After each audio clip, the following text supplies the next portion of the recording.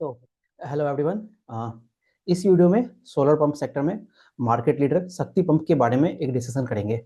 Oswal pumps को हमने कुछ दिनों पहले डिस्कस किया था। शक्ति पंप को इस वीडियो में डिस्कस करते हैं। सो देखिए, शक्ति पंप करता क्या है। बेसिकली पीएम कुसुम का बेनिफिशियरी है, आपका मांगल त्याला स्कीम का बेनिफिशियरी है। महाराष्ट्र, कर्नाटका में कुछ ऑर्डर बुक है। नॉर्दर्न इंडिया, हरियाणा हो गया, राजस्थान हो गया, उत्तर प्रदेश, मध्य प्रदेश में ये लोग बढ़ाने की बात करते हैं। सो बेसिकली इन स्टेट्स में सोलर पंप्स लगाता है। क्या पर्पस है? फार्मर्स को इलेक्ट्रिसिटी देना, डिस्कॉम्स के जो चार्जेस होते हैं, एटी एंड सी, जो बेसिकली लॉसेस वगैरह होते हैं, उसको कम करना एम होता है। अब देखिए, अगर आप शक्ति पंप को देखोगे, ओसवाल पंप को देखोगे, सो यू कैन क्लियरली से कि ये जो बिजनेसेस हैं, ये अपने वर्स्ट फेज से चल रहे हैं अभी। इन बिजनेस में अगर आप हेडविंड्स को ही देखोगे ना, तो you will find multiple headwinds. तो एक काम करते हैं, पहले नंबर देख लेते हैं, फिर हम लोग बाकी चीजों के बारे में बात करेंगे। सो अब अगर आप इनका क्वार्टर थ्री देखोगे, सो क्वार्टर थ्री में आप फाइंड करोगे कि इनका जो नंबर्स है, आप देखिए इनके नंबर्स वगैरह जो दिख रहे हैं आपको, कि बेसिकली इनके जो मार्जिन में खास करके नंबर्स ऑफ कोर्स डिक्लाइन हुआ है क्वार्टर थ्री से। क्वार्टर थ्री को कंपेयर करोगे तो ऑफ कोर्स नंबर में डिक्लाइन है, बोथ 9 मंथ्स में as well as quarter three में। इसका जो पूरा डिक्लाइन का एक मेजर इंपैक्ट है ना, दो तीन कारण ये लोग दिए थे। अगर हम लोग थोड़ी सी हिस्ट्री में चले इस बिजनेस के बारे में, सो देखिए, जब FY 25 शुरू हुआ, तो जो लास्ट फाइनेंशियल ईयर खत्म हुआ था, वहां पे इन्होंने गाइडेंस दिया था लगभग 2500 करोड़ इन्होंने पिछले साल किया था। वहां से लगभग जो जनरल गाइडेंस रहता है कंपनी का, 25% पे ग्रो करेंगे। तो 2500 में 25% आप जोड़ते हो तो लगभग 500 हो गया, 3000 करोड़ के आसपास करने की बात थी। तो लगभग 3100 करोड़ करने की बात थी इस पर्टिकुलर फाइनेंशियल ईयर में। अब देखिए, क्वार्टर वन हुआ, आपको वहां पता है कि वहां पे ऑपरेशन सिंदूर हो गया। तो कंपनी उस टाइम पे कहती थी कि लगभग 15 से 20 दिन का कुछ ऑपरेशन हमारा कम हुआ है, जिसके कारण राजस्थान और हरियाणा वगैरह में ये लोग अपने प्रोजेक्ट्स को इंप्लीमेंट नहीं कर पाए थे। तो वहां से चीजें स्टार्ट होना शुरू हुई। बट देखिए, यहाँ पे एक चीज देखते हैं हम लोग कि बिजनेस का जो आउटलुक है, जो कमेंट्री थी, वो कैसे चल रही थी। तो मैनेजमेंट ने उस टाइम ये कहा था कि वी आर कॉन्फिडेंट कि we will do the whatever revenue targets which they have provided, कि भाई वो हम इस साल में कर लेंगे। तो इस तरह से क्वार्टर वन खत्म हुआ। क्वार्टर टू आया। क्वार्टर टू में चीजें रिलेटिवली ठीक थी। तो अब वहां पे देखिए, बट वहां पे आपको ये दिखा कि जो हमने ओसवाल पंप्स में देखा था, पूरे सेक्टर में मार्जिन के प्रेशर्स आए, क्योंकि कंपटीशन काफी ज्यादा बढ़ गया। और उस टाइम पे आई थिंक जीके एनर्जी नाम की कंपनी भी हमारे बेसिकली ये मार्केट में लिस्ट हुई थी, जो कि अगेन महाराष्ट्र बेस्ड कंपनी है। तो वैसे लोकल प्लेयर्स ने आके कंपटीशन बढ़ा दिया था वहां पे। तो ये सभी सिनेरियो में बिजनेस चल रहा था। बट अगेन यहाँ पे आप ये नोट कीजिए, मैनेजमेंट का जो गाइडेंस था, अगेन वहां पे भी उन्होंने मेंटेन किया था। आपने एक और चीज देखा क्वार्टर टू के अंदर, जो रिसीवेबल्स थे सभी कंपनियों के, वो बढ़ गए थे। रिसीवेबल्स बढ़ने का कारण क्या है, हमने ओसवाल पंप्स की वीडियो में काफी अच्छे से एक्सप्लेन किया उसको। तो द रीजन वाज कि जो पूरी वैल्यू चेन थी, वहां पे चोकिंग दिख रहा था एक तरह से, क्योंकि महाराष्ट्र गवर्नमेंट को जो फंड्स है वो सैंक्शन नहीं हुआ था। वो सैंक्शन नहीं होगा तो आप उस पैसे को शक्ति पंप को नहीं दोगे। शक्ति पंप को नहीं दोगे तो उस कारण जो वेबसॉल जैसी कंपनी है, उनके भी इन्वेंट्रीज वगैरह, रिसेबल्स वगैरह बढ़ गए थे। तो ये सिनेरियो चल रहा था। तो वहां पे पूरे देखिए, सभी कंपनियों का जो गाइडेंस वगैरह था, मार्जिन में बहुत सारे इशूज आ गए थे। अब क्वार्टर थ्री में आते हैं शक्ति पंप के केस में, तो यहाँ पे क्या हुआ है, तो there was expectation from the management, और जो मैनेजमेंट ने ये भी कहा था कि हमारे वर्किंग कैपिटल डेज हो गए, वो लीन होगी, रिसेबल्स होंगे वो कम होंगे, बिकॉज और उसके बाद कंपनी हमने गाइडेंस पे भी स्टिक किया था। तो ये सिनेरियो में हम this was the expectation from the company from quarter two, although Oswal pumps का पहला रिजल्ट आ गया था। तो वहां पे एक रफ अंडरस्टैंडिंग ऑलरेडी था कि किस तरह के नंबर्स वगैरह इनके आने वाले हैं। सो बिजनेस वहां से चल रहा था। अब देखिए, अब अगर हेडविंड्स के बारे में बात करें, तो सबसे पहले इनका जो वर्किंग कैपिटल था, कम होने की जगह वो बढ़ गया है। बढ़ क्यों गया है? बिकॉज देखिए, जो पैसे वगैरह हैं वहाँ पे इनको मिले नहीं, तो मिलते नहीं है तो आपको अपनी इन्वेंट्रीज वगैरह स्टोर करने के लिए रखनी पड़ती है। उस इन्वेंट्रीज को आप स्टोर करोगे तो उसके लिए ऑफकोर्स पैसे पैसे लगेंगे। तो उसके लिए आपको अपनी वर्किंग कैपिटल लिमिट्स वगैरह जो होती है बैंक से, वो फंड्स रेज करने पड़ते हैं। उसके लिए आपको और इंटरेस्ट वगैरह देना पड़ता है। तो पहला इशू वो हो गया। दूसरा, आप ये देखिए, पिछले कुछ समय में जो कमोडिटी प्राइसेस थे, वो कितने फ्लक्चुएट कर रहे हैं। अब इनकी कमोडिटी प्राइसेस क्या होती है, अगेन आप देखिए, मॉड्यूल्स वगैरह लेते हैं, कॉपर्स वगैरह होगा, वायरिंग करनी होगी, तो वो सभी प्राइसेस फ्लक्चुएशन हो रही है। तो उसके कारण आपको दिखता है इनका रॉ मटेरियल का इंपैक्ट हो गया। फिर आपने वो देखा कि ये जो मार्जिन प्रेशर हुआ है due to the intense competition. अब देखिए, किसी भी जो आप गवर्नमेंट बेस्ड बिजनेस को देखते हो ना, तो वहां पे जब मार्जिन पीक कर रहा है, तो आपको वहां पे एक रिलेटिवली कॉशन से देखना है। क्यों कॉशन से देखना है? कि जब भी कभी किसी बिजनेस में मार्जिन पीक कर रहा है, दैट मीन्स वहां पे सप्लाई डिमांड का गैप है ना। और खास करके उन इंडस्ट्री में जहां पे कोई आप इनोवेशन नहीं कर रहे हो, जहां पे कुछ आपकी प्राइसिंग पावर नहीं है। अब प्राइसिंग पावर क्यों नहीं है? बिकॉज ये सारे गवर्नमेंट बिजनेस में काम करते हैं, एलेवन बिट्स होता है। यहाँ पे क्वालिटी ऑफ कोर्स इंपॉर्टेंट होती है, बट उससे ज्यादा इंपॉर्टेंट ये हो जाता है कि आप कितने सस्ते में काम कर रहे हो, है ना। तो इसलिए हमें प्राइस वॉर्स वगैरह होती है, तो वहां पे मार्जिन पीक हो रहा है, तो आपको हमेशा कॉशियस रहना है वहां पे। तो उसी कारण आपको दिखा कि वहां से मार्जिन डिक्लाइन हुए।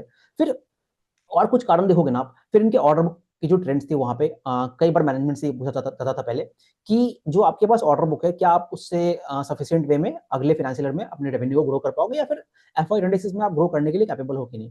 सो मैनेजमेंट की जो भी कमेंट्री है वहाँ पे वो भी वैसी रहती थी कि अगेन जो हमारा वो पॉइंट है जहाँ पे ऑर्डर बुक्स वगैरह लम्स में आते हैं, इस सेक्टर में डिमांड है, तो that is also true. But again आपको जो क्वार्टर्स की विजिबिलिटी है वो तो होनी चाहिए कुछ क्वार्टर्स की, तो वो वाले कुछ हेडविंड्स चल रहे थे। फिर इसके अलावा देखिए इस पर्टिकुलर क्वार्टर में इनके जो लेबर कोड की इंपैक्ट है आपने देखा, पूरे ऑटोमोबाइल सेक्टर हो गया, ज्वेलरी सेक्टर होगी, तो वही इंपैक्ट यहाँ पे भी दिखा है आपको। फिर हाँ, एक और चीज देखिए, आपने अगर ओसवाल पंप का वीडियो देखा है तो, और जो सेक्टर को हम ट्रैक करते हैं बेसिकली यहाँ पे ये हमें मालूम चलता है कि जो पंप्स होते हैं, पंप्स अलग अलग हॉर्स पावर के होते हैं। अब किसी टाइम पे किसी स्टेट में किस हॉर्स पावर का पंप एग्जीक्यूट होगा ग्राउंड पे, वो वैरी करते रहता है, बिकॉज फार्मर की जो रिक्वायरमेंट होगी वो अलग अलग रहती है। तो ओसवाल पंप के केस में हमने क्वार्टर में ये देखा कि उनका रिलेटिवली जो हायर हॉर्स पावर का पंप है वो आ गया था, है ना। और यही शक्ति पंप के केस में क्या हुआ है, इसका उल्टा हुआ है। सो ये चीज ऑफकोर्स वैडिंग होता है, ऐसा नहीं है कि शक्ति पंप ने कुछ अलग गलत किया है। तो क्या है, इन्होंने महाराष्ट्र के प्रोजेक्ट्स एग्जीक्यूट किए हैं बेसिकली, तो उससे क्या हुआ है, कुछ लोअर हॉर्स पावर के पंप्स एग्जीक्यूट हुए हैं when you are comparing it with Haryana और राजस्थान, तो वहाँ पे हायर हॉर्स पावर के पंप्स वगैरह रहते हैं, तो उसके कारण भी रियलाइजेशन कम हो गया। फिर और कुछ अगर आप हेडविंड्स के बारे में बात करोगे, अब देखिए इनकी कुछ इमर्जिंग बिजनेसेस हैं, ये लोग बेसिकली सोलर रूफटॉप में जाने की बात करते हैं, जहाँ पे वो PM सूर्यघर योजना है, और इसके अलावा जो इनका EV वाला मोबिलिटी वाला बिजनेस है। अब उन सभी बिजनेस में आप बेसिकली वो करते हो, इन्वेस्टमेंट कर रहे हैं ना। अब इन्वेस्टमेंट कर रहे हैं तो एक और एक्सपेक्टेशन था कि वहां से कुछ अपडेट्स मिलेगा, ऑल वहां से कुछ अपडेट्स नहीं हुआ है, बिकॉज वो जो EV वाला बिजनेस है उसको ये लोग अभी बेसिकली टेस्टिंग फेज में चल रहे हैं। अपने प्रोडक्ट्स वगैरह को जो OEMs होते हैं या फिर जो पूरे बनाते हैं व्हीकल्स वगैरह, उनको दिखा रहे हैं, और उस पर क्या आउटलुक होना है वो आने वाले समय में चलेगा। सो कंपनी इस तरह से आगे बढ़ रही है। एक और चीज, अगर आप इनके, अब इसी कारण इन्हीं सब चीजों का जो इम्पैक्ट होता है वो आप देखते हैं, इनका जो EBITDA मार्जिन से ड्रास्टिकली फॉल हुआ है। सो ऐसा एक्सपेक्टेशन था कि जैसे अब देखिए जो इनका लगभग EBITDA मार्जिन पीक हुआ था वो लगभग 24% पे आई थिंक पीक हुआ था। सो वहां से एक्सपेक्टेशन था कि चलिए ठीक है, सेक्टर में कंपटीशन है, जितनी भी चीजें, मार्जिन फॉल होगा, बट मार्जिन इतना ज्यादा फॉल हो जाएगा उसका एक्सपेक्टेशन बिल्कुल नहीं था। तो उसके कारण क्या हुआ, आप देखिए पूरे 9 मंथ्स और इवन जो Q3 का भी जो EBITDA मार्जिन है वो ड्रास्टिकली फॉल होकर मतलब 23% से वो घट के लगभग सीधे सीधे आपका 10% पे आ गया है। अब इसका कारण क्या है, तो हमने जो आपका ओसवाल पंप का वीडियो था उसमें भी ये देखा था कि महाराष्ट्र से बेसिकली पैसे रिलीज नहीं हो रहे हैं। तो जब पैसे रिलीज नहीं होते हैं तो जो कंपनी है, दो चीज होती है, या तो वो अपना बिजनेस कर ले या तो अपना पैसा रिकवर कर ले, तो कहीं पे बैलेंस बनाना पड़ता है।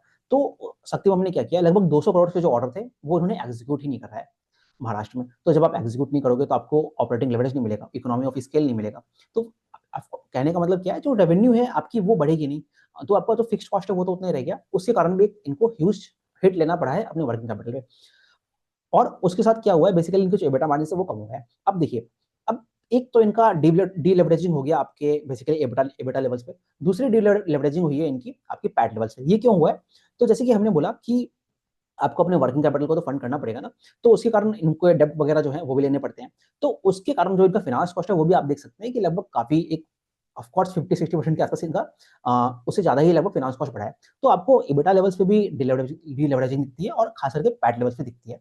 और एक और चीज आपको इंटरेस्टिंग चीज देखना है, अब ये जो कंपनी का, यही से हम अगर कुछ केपेक्स प्लान्स के बारे में बात करें, सो कंपनी अपने पंप्स और मोटर्स वगैरह जो है उसकी कैपेसिटी को डबल कर रहा है, वो भी नेक्स्ट फाइनेंशियल ईयर में अपडेट देगा।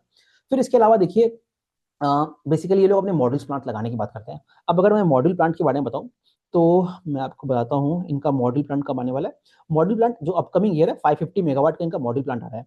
तो एक तो वो प्लांट आ रहा है, फिर दूसरा इनका बेसिकली सेल्स और मॉड्यूल्स की कैपेसिटी लगा रहे हैं, वो लगभग 2.2 गीगावाट की है, वो 2027 में आएगा। अब देखिए यहाँ पे बेसिकली इनसे ये क्वेश्चन पूछा जाता है कि जो आप मॉड्यूल्स वगैरह लगा रहे हो सेक्टर में, जो इतनी ओवर कैपेसिटी की बात चल रही है, तो क्या वो लगाना जरूरी है। बट ठीक है, this is a good thing for the management. क्यों, क्योंकि ये बेसिकली कैप्टिव कंजम्पशन के लिए करेंगे। जैसे आप वो देखते हो ना, जैसे आपकी ये JSW एनर्जी हो गई, इस तरह की जो कंपनियां होती है, जो कई सारे प्लांट्स अपने खुद के, खास करके जैसे वो आपके कोयले के प्लांट्स होते हैं या फिर जो एल्यूमिनियम की प्लांट्स होती है, वो खुद ही कैप्टिव पावर जनरेट करती है, तो कुछ वैसे ही यूज करने की बात करते हैं। तो वहां पे कंपनी यूज कर रहा है। अब वहां पे कंपनी कहती है कि उससे हमारा जो मार्जिन है वो रिलेटिवली आई थिंक 3% बढ़ेगा, which is the good thing. But again आपको उस पैरामीटर को ये देखना है, क्योंकि इनका जो अभी जैसे मॉड्यूल्स वाला प्लांट है वो तो रिसेंटली अभी आ जाएगा, लेकिन जो सेल प्लांट है वो 1 साल बाद आएगा। तो उस टाइम पे हमारे पूरे कंट्री में क्या कैपेसिटी रहना है, क्या इनके जो प्राइसेस वगैरह होंगे वो उतने मतलब कॉम्पिटिटिव होंगे when compare to the market, तो वो सारे सेगमेंट देखना है। तो इस तरह से कंपनी आगे बढ़ रही है। यहीं पे अगर हम इनके कुछ रिसीवर्स नंबर्स के बारे में देखें, तो आपको ये दिखेगा कि पिछले कुछ क्वार्टर्स में जो इनके रिसीवेबल एजिंग का नंबर है, बेसिकली आप ये देख सकते हैं कि जो इनके जो इश्यूज होना स्टार्ट हुआ है ना, लास्ट 180 डेज में स्टार्ट हुआ है। तो जब आप इनके रिसीवेबल नंबर को देखोगे, तो आपको दिखता है कि लगभग जो ऑलमोस्ट 65% है, मतलब ऑलमोस्ट 2/3 ऑफ द रिसीवेबल्स है, वो आपके लास्ट मतलब 180 डेज के हैं। कहने का मतलब क्या है, लास्ट 2 क्वार्टर, और लास्ट 2 क्वार्टर से हमने ये भी देखा है कि इनके पूरे बैलेंस शीट पे इश्यूज भी आने लग गए। सो ये कंपनी इस तरह से चल रही है। अब अगर एक और चीज अगर आप देखेंगे, इनके मार्जिन का जो इशू है, सो बेसिकली इनके जो बेसिकली रॉ मटेरियल का जो इम्पैक्ट ना, अब सपोज कीजिए आपने पिछले कुछ 5 या 6 महीने पहले कुछ रॉ मटेरियल्स खरीदा है, और अगर कमोडिटी की प्राइसेस बढ़ गई, तो वहाँ पे क्या होती है, आपकी जो इन्वेंट्री है बेसिकली वो कम दाम पे है। जब आप मतलब, और जो उस इन्वेंट्री की है उसकी दाम बढ़ गई है ना। और दूसरा क्या है, जब आप इस सेक्टर में जब आप बेसिकली बिड्स विन करते हो, तो L1 बिड्स विन करते हो। अब यहाँ पे जब आप कोई प्राइवेट कंपनीज को देखते हो ना, जैसे आप मॉडल मेकर्स हो गया, तो वहाँ पे जो बात होती है कि क्या वो पास थ्रू कॉन्ट्रैक्ट्स है कि नहीं है, या फिर जब आप केबल्स एंड वायर्स कंपनीज को देखते हो, तो वो लोग जनरली क्वार्टरली अपने जो बेसिकली कॉन्ट्रैक्ट की अमाउंट होती है उसको बढ़ाते हैं, और अगर वो नहीं बढ़ा पाते हैं तो अपकमिंग क्वार्टर में उसको पास ऑन करते हैं। तो क्या वो लेवरेज इनके पास होता है? वो लेवरेज ऐसी कंपनियों के पास होता नहीं है। क्यों? क्योंकि बिकॉज बिकॉज आपके जो बिड्स के प्राइसेस हैं वो तो ऑलरेडी फिक्स हो गए। अब वो आप पास थ्रू नहीं कर पाते हो, तो इनको जो इन्वेंट्री पे अपना लॉस लेना पड़ा है बेसिकली प्राइसेस इंपैक्ट के कारण, क्योंकि आपको सेल तो उसी दाम पे करना है, बिकॉज आप कंज्यूमर को सेल कर रहे हो, फार्मर्स वगैरह को सेल कर रहे हो, तो उसी कारण में इनकी पूरे इन्वेंट्री पे हिट लेना पड़ गया। अब अगर हम लोग कुछ इनके ऑर्डर बुक के बारे में बात करें, सो ऑर्डर बुक आपने देखा होगा पिछले कुछ समय में महाराष्ट्र से, कर्नाटक से बहुत भर के इन्होंने ऑर्डर बुकिंग किए हैं। सो प्रेजेंट अगर आप इनका ऑर्डर बुक देखोगे ना, तो लगभग आई थिंक 2100 या 2200 करोड़ के आसपास है। सो अब देखिए, उसमें एक अच्छी चीज हो गई है बिजनेस के साथ, कि अभी जो ऑर्डर बुक है उसमें कर्नाटका से काफी ट्रैक्शन आया है, और लगभग आई थिंक 33%, मतलब 1/3 ऑफ द ऑर्डर बुक जो है वो कर्नाटका से है, विच इज अ गुड थिंग। उससे क्या बेसिकली मालूम चलता है कि महाराष्ट्र से ये लोग डाइवर्सिफाई कर रहे हैं। बेसिकली महाराष्ट्र में आपको ये दिख रहा है ना, कॉम्पिटिशन ज्यादा दिख रहा है। तो ऑर्डर बुक के बारे में ये ट्रेंड्स हो गए।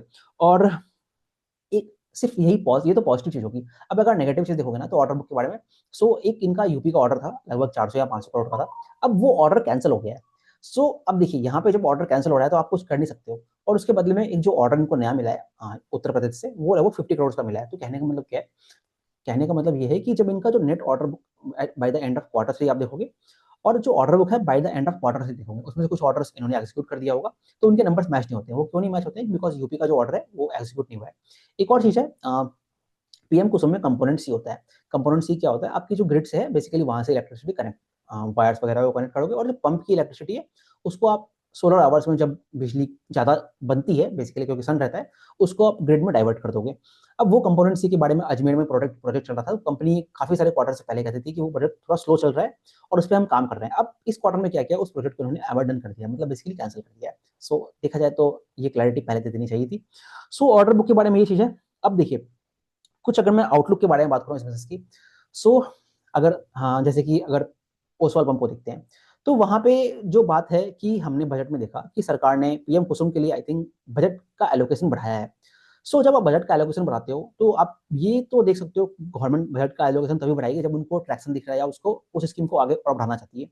तो that is a good sign. अब उस कमेंट्री को बेसिकली शक्ति पंप का जो मैनेजमेंट है, मिस्टर पाटीदार, वो उसको एज अ रेफरेंस लेते हैं, और उसको ये यूज करते हैं कि जो पीएम कुसुम बी है बेसिकली, जो अपग्रेडेड वर्जन है, वो आने का कोई इशू नहीं है। अब यही कमेंट्री आपकी मैच करती है ओसवाल पंप से भी।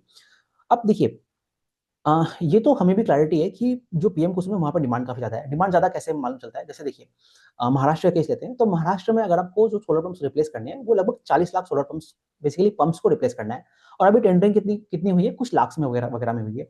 तो कहने का मतलब ये दिखता है कि डिमांड तो काफ़ी ज़्यादा है।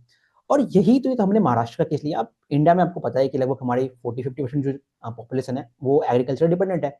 So this kind of demand is also synonymous to other states also. So demand में कोई इशू नहीं है। तो गवर्नमेंट और जो मैनेजमेंट है उनका थॉट प्रोसेस ये रहता है कि, और जो पीएम कुसुम स्कीम है बेसिकली, उससे दोनों का फायदा होता है। आपके डिस्कॉम्स के लॉसेस भी कम होते हैं, गवर्नमेंट को पैसा भी कम देना पड़ता है, और जो फार्मर्स है उसको भी जो उसकी रिक्वायरमेंट होती है वो कम हो जाती है, और जो कंपनीज होगी, प्राइवेट कंपनीज होगी, उनको प्रॉफिटेबल एक बिजनेस मिल जाता है। तो यहाँ पे एक विन विन सिचुएशन होता है। तो उन सभी चीजों को लेके गवर्नमेंट, सब लोग ये कहते हैं कि जो पीएम कुसुम बी स्कीम है, उसमें आने में कोई इशू तो नहीं दिखता है। सो ये बेसिकली इसके बारे में हो गया। ओके, अब देखिए, यहीं से एक और आप कनेक्ट कर सकते हो। अब जब ये पीएम कुसुम बी आएगा, तो देखिए यहाँ पे एक, जैसे हम ऑर्डर बुक की बात कर रहे थे, तो एक बेसिकली पॉज पीरियड हो गया ना। सो एक फार्मर है, एक सपोज कीजिए एक फार्मर है, तो उसके बगल में एक और फार्मर है। अगर उसके पास सस्ते में पंप लग गया है और एक फार्मर के पास नहीं लगा है, तो बेसिकली वो साइकोलॉजी होती है कि जो दूसरा फार्मर है वो अपने बेसिकली पंप लगाने को डिले करेगा कुछ महीने, ताकि हमें भी गवर्नमेंट की सब्सिडी मिल जाए और सस्ते में लग पाए। तो इस कारण क्या होगा, जो ऑर्डर बुक का ट्रैक्शन है ना, मान लीजिए पीएम कुसुम जो खत्म होगा 31 मार्च को और पीएम कुसुम भी आएगा, तो बेसिकली एक ऐसा पीरियड दिख रहा है जहाँ पे आपको जो ट्रांजिशन पीरियड है, तो उसमें क्या है, वहाँ पे जो ऑर्डर बुक का इनटेक है वो आपको स्लो डाउन होता हुआ दिख सकता है। तो उस तरह से देखना है, जैसे कि महाराष्ट्र गवर्नमेंट की बात है, महागल त्याला स्कीम है, तो देयर इज एक्सपेक्टेशन कि वो जो स्कीम है वो आपकी सब्सिडी हो जाएगी आपकी पीएम कुसुम बी के अंदर। ऐसा क्यों होगा, बिकॉज अभी जो महागल त्याला स्कीम है वहाँ पे लगभग 90% आपको स्टेट्स को पे करना पड़ता है, और वही जब आप पीएम कुसुम में लेते हो ना, तो वहाँ पे 60% पे करना पड़ता है। सो स्टेट्स की तो हालत खराब है, क्योंकि उनके पैसे की उतनी क्रंच होता है बेसिकली। तो जब इस तरह की चीज हो जाएगी, तो वो सेंट्रल गवर्नमेंट पे चला जाएगा वो स्कीम, और जो स्टेट्स की रिक्वायरमेंट है वो कम हो जाएगी। तभी तो सभी स्टेट्स को ये जो एशियन बैंक्स वगैरह होते हैं उनसे फंडिंग लेना पड़ता है एट लो कॉस्ट। सो ये बेसिकली इसके बारे में है। अब और इनका क्या है, ओके अब देखिए, अब बात करते हैं क्वार्टर फोर चल कैसा रहा है। सो इन्होंने ये कहा है, जैसे ओस्टल पंप में भी हमने देखा था कि मैनेजमेंट की कमेंट्री ये थी कि जो महाराष्ट्र से एशियन इंफ्रास्ट्रक्चर इन्वेस्टमेंट बैंक से जो फंडिंग आनी है वो सैंक्शन हो गई है, और अब गवर्नमेंट पैसे रिलीज करने वाली है। तो इन्होंने क्या किया है, जो 200 करोड़ का ऑर्डर था उसको पॉज किया था, अब उसको वापस से करना स्टार्ट कर दिया है। सो दे आर एक्सपेक्टिंग कि भाई क्वार्टर फोर जो होगा वो हमारा हाईएस्ट एवर रहेगा, क्योंकि वहाँ पे एकदम रैपिड पेस में ये लोग एग्जीक्यूशन कर रहे हैं। अब इस चीज को हम लोग जोड़ देते हैं ओसवाल पंप के केस में। So you can also expect कि ओसवाल पंप के केस में भी वहाँ पे ट्रैक्शन ज्यादा दिखेगा। ऑल्दो उन्होंने वैसा कुछ कहा नहीं है, दे वर सेइंग कि भाई क्वार्टर फोर में देर आर एक्सपेक्टिंग कि फंड्स रिलीज हो जाए। सो ये इनका आउटलुक है। अब एक और कुछ अगर अच्छी चीजों के बारे में बात करते हैं, जैसे इनका एक्सपोर्ट बिजनेस है, तो यूएस टैरिफ आपका कम हो गया है, तो उससे इनकी जो जैसे युगांडा में प्रोजेक्ट्स ये लोग करते हैं अफ्रीका में, फिर जो यूएस की तरफ प्रोजेक्ट्स है, तो वहाँ पे ये लोग लगभग 25% पे सीएजीआर पे उसको ग्रो करने की बात करते हैं। और दूसरी चीज ये है कि जो एक्सपोर्ट के बिजनेस होते हैं वहाँ पे लगभग मार्जिन ज्यादा मिलते हैं, लगभग 3%, 3 नहीं 10% के आसपास उनको मार्जिन ज्यादा मिलता है इन द एक्सपोर्ट बिजनेस। सो ये कुछ बात है, ओके। सो इमर्जिंग बिजनेस के बारे में हमने बात कर लिया। अब इमर्जिंग बिजनेस में ये लोग जो ईवी के बारे में वी हैव ऑलरेडी डिस्कस, और जो आपका रूफटॉप है ना, वहाँ पे बेसिकली अभी लोग ब्रांडिंग पे काम कर रहे हैं, अपने प्रोडक्ट्स को सही कर रहे हैं। एक और चीज आप देखेंगे ना, जो इनका जो बैकवर्ड इंटीग्रेशन कर रहे हैं, जो कि क्वार्टर वन ऑफ FY27 में आएगा, मतलब 500 मेगावाट का जो मॉड्यूल प्लांट है, वो उससे बेसिकली जो रूफटॉप स्कीम है ना उसको सर्व करने की ज्यादा मुझे लग रहा है, ये लोग उस स्कीम को बेसिकली ज्यादा सर्व करेंगे। सो देखते हैं उसके बारे में क्या होता है, ओके। अब देखिए बैकवर्ड इंटीग्रेशन के बारे में एक और चीज आपको देखनी पड़ेगी कि बैकवर्ड इंटीग्रेशन हो जाएगा, तो अभी जैसे इनका आपने देखा वर्किंग कैपिटल साइकिल जो है पूरी स्ट्रेच हो गई है, तो जब आप बैकवर्ड इंटीग्रेशन कर लोगे, तो अभी जब इनको मॉडल्स प्रोक्योर करने पड़ते हैं, सपोज कीजिए ये वेबसॉल से जाके मॉडल्स प्रोक्योर कर रहे हैं, क्योंकि डीसीआर रिक्वायरमेंट है ना पीएम कुसुम में, तो मॉडल्स प्रोक्योर किया, तो अब वर्किंग कैपिटल तो ऑलरेडी स्ट्रेच होता है, आपने देखा रिसीवेबल साइकिल्स कितने ज्यादा है, तो इनको बैंक से बेसिकली लेटर ऑफ क्रेडिट लेना पड़ता है और उसके लिए कुछ पैसे जमा करने पड़ते हैं। तो जब इनका खुद का मॉडल प्लांट आ जाएगा तो इनको वो पैसे जमा नहीं करने पड़ेंगे, तो वो मनी रिलीज हो जाएगा और वो इनकी वर्किंग कैपिटल है उसमें लग जाएगा एक तरह से, तो वो चीज हेल्प हो जाएगी। So which is a good thing, but देखते हैं वो कैसा होता है, ओके। अब देखिए दो तीन चीजें हैं, अब इनका अगर गाइडेंस के बारे में बात करें, सो उस पर आते हैं, बट उससे पहले ये देखिए कि जो मैनेजमेंट की कमेंट्री है पिछले बहुत सारे क्वार्टर से, बेसिकली अगर आपने पिछले क्वार्टर में भी देखा, तो अगर मैं ये बात करूं कि इनकी इनकी जो प्रेजेंट कैपेसिटी है उससे आप कितना मैक्सिमम रेवेन्यू कर सकते हो, तो 2500 करोड़ इन्होंने लास्ट ईयर किया था। सो अब अगर उसके बेसिस पे देखोगे तो इस साल इनको लगभग 3100 करोड़ करने थे। अब by the end of H1 जो इन्होंने पूरा रेवेन्यू किया वो लगभग 1700 करोड़ किया था, ठीक है। सो देखिए अगर आपको 3000 करना है, सॉरी H1 के एंड में इन्होंने 1300 करोड़ रेवेन्यू किया था। सो आपको मैं अगर नंबर्स दिखाऊं, सो यहाँ पे आप देख सकते हैं स्क्रीन पे, तो इन्होंने जो by the end of H1 तो 600 करोड़ इन्होंने फर्स्ट क्वार्टर में किया, 600 करोड़ लगभग सेकंड क्वार्टर में किया, तो अप्रोक्सीमेट लगभग आपके हो जाते हैं 1200-1300 करोड़, और उन्होंने दिसंबर में लगभग 500 करोड़ कर लिया है। सो अगर इनको 3000 करोड़ भी रेवेन्यू करना है, तो 6 + 6 12 + 5 17, तो लगभग 1300 करोड़, लगभग 800 करोड़ का रेवेन्यू इनको आपके क्वार्टर फोर में करना पड़ेगा।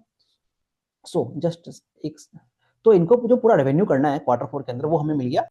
तो बेसिकली इनको जो क्वार्टर फोर में रेवेन्यू करना पड़ेगा वो लगभग 1700 और 3000 करोड़ इनका एक्सपेक्टेड है, तो लगभग इनको करना पड़ेगा आपका 1300 करोड़ रेवेन्यू करना पड़ेगा by the end of quarter four. अब देखिए इनकी जो प्रेजेंट कैपेसिटी है उसके उससे ये लोग लगभग लगभग आपका देखिए लगभग 32 करोड़ रेवेन्यू कर सकते हैं।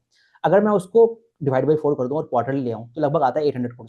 सो बेसिकली जब इनकी कैपेसिटी पूरी फुल चलेगी भी, तो वहां पे भी लगभग ये लोग पर क्वार्टर लगभग 800 करोड़ का रेवेन्यू कर सकते हैं। अब आपने ये देखा कि क्वार्टर फोर के एंड में इनको लगभग 1300 करोड़ का रेवेन्यू करना पड़ेगा ताकि अपने गाइडेंस को मीट कर सके। बट उसके पहले क्या इनका एक्सपेक्टेशन है, जैसे इस क्वार्टर में ये लोग कहते हैं कि अब इन्होंने अभी भी अपने गाइडेंस को रिवाइज नहीं किया है, ये लोग कहते हैं we will try to reach as much as they can, जो इनका रेवेन्यू टारगेट है। सो देखिए इन रियलिटी क्या वो उस चीज को मीट कर पाएंगे? So there is a high probability कि वो उसको मीट नहीं कर पाएंगे। क्यों नहीं मीट कर पाएंगे? जो कि हमने देखा अभी। सो अगर मैं एडमैक्स भी ले लूं कि लगभग मान लेता हूँ 800 करोड़ भी रेवेन्यू करते हैं ये लोग, तो 1700 वहां से आ गया और 800 आप उसमें जोड़ दीजिए तो लगभग 2500 करोड़ आ गया। अब 2500 करोड़ क्या था कि जो आपका लास्ट ईयर का जो फाइनेंशियल ईयर था उसका रेवेन्यू था।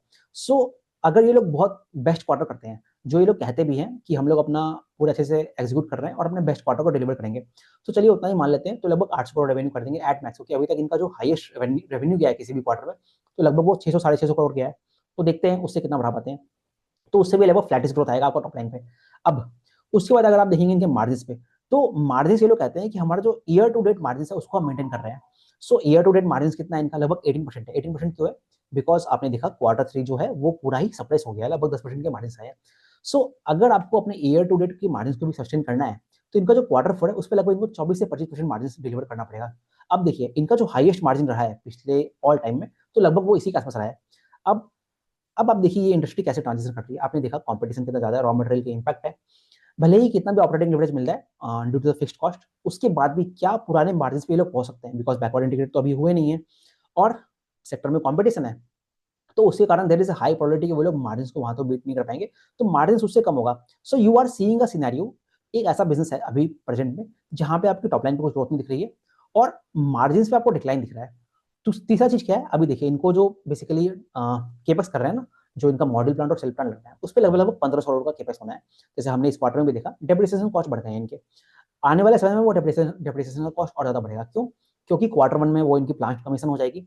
सो आपको दिख रहा है कि एबिटा लेवल से मार्जिन कम हो रहे हैं, पैट लेवल्स पे आपको डेप्रिसिएशन मिलेगा और साथ ही साथ जो फाइनेंस कॉस्ट है वो क्यों बढ़ रहा है? क्योंकि अभी तो वर्किंग कैपिटल स्ट्रेच है ना इनकी, तो वहां पे भी दिख रहा है। तो उसी कारण जो पैट का ग्रोथ है वो और भी कम होने वाला है। बट ये तो नंबर्स की बात हो गई। बट नंबर से भी ज्यादा आपका जो प्रेजेंट बिजनेस है वो आपका सही डायरेक्शन में आगे नहीं बढ़ रहा है। क्यों? आपकी वर्किंग कैपिटल स्ट्रेच है, आपके ऑर्डर बुक के बारे में क्या स्टेटस रहेगा वो भी हमें देखना है। सो कंपनी बेसिकली इस तरह से आगे बढ़ रही है। और तीसरी चीज जो है, मैनेजमेंट की जो कमेंट्री है वो भी कंसिस्टेंट नहीं है। बिकॉज ये लोग अब जैसे सपोज कीजिए इनका अगर मान लीजिए इन्होंने क्वार्टर 3 में कुछ महाराष्ट्र गवर्नमेंट के ऑर्डर्स को पॉज किया है। सो इनका जो पिछला कॉन हुआ था वो आपका नवंबर में हुआ था, तो उस टाइम पे लगभग लगभग 1.5 मंथ्स ऑलरेडी बीत चुका था। तो वहां पे ये बेसिकली मार्केट को उन्होंने बताया नहीं था। सो अगेन उससे एक थोड़ा सा नेगेटिव सेंटीमेंट होता है। सो बेसिकली पूरा जो बिजनेस है कुछ इस तरह से आगे बढ़ रहा है। सो ये है पूरा बिजनेस के बारे में। सो तो ओके ये इस तरह से देखते हैं। तो और एक और अगर कंपटीशन के बारे में बातें करें, तो देखिए अब जैसे ये शक्ति पंप हो गया, अब जैसे बाकी बिजनेस है, तो क्या वो लोग अपने ऑर्डर बुक को पॉज करते हैं? क्या वो लोग एग्जीक्यूट करते हैं? जैसे क्वार्टर 4 जो है वो इनका ऑलरेडी थोड़ा थोड़ा रिलेटिव बेटर जाएगा, तो देखते हैं कैसे नंबर्स आते हैं। बट अभी के लिए तो बिजनेस में बिल्कुल ही अच्छा ही लगता है क्योंकि बहुत सारे हेडविंड चल रहे हैं। तो ये जो पीरियड है, अब देखिए सेक्टर में क्या डिमांड की इशू है? सेक्टर में डिमांड की इशू नहीं है। The issue is not of the demand, the issue is की मनी रिलीज हो जाए, वो पैसा क्या रियलाइज कर पाते हैं। तो अब देखिए अगर जो बिजनेस है आगे यहाँ से अपने सेल्स ग्रोथ को नहीं बढ़ा पाता है, अगर वो सेल्स ग्रोथ को नहीं बढ़ा पाया मतलब एग्जीक्यूट नहीं कर पाया, तो उससे क्या होगा? मार्जिन में और इम्पैक्ट हो जाएगा और जो चैनल है वो आपको और चौक हो, जैसे इन्होंने महाराष्ट्र गवर्नमेंट के ऑर्डर को पॉज किया था ना, तो वो पूरा चौक होकर पड़ा है। सो ऑल तो शायद महाराष्ट्र गवर्नमेंट उस पैसे को रिलीज करेगा। तो देखते हैं कैसे बिजनेस आगे बढ़ता है। सो अभी तो पूरे सेक्टर में बहुत हेडविंड चल रहे हैं इनके लिए। सो आई होप कि आपके डाउट्स क्लियर होंगे होंगे। Thank you very much.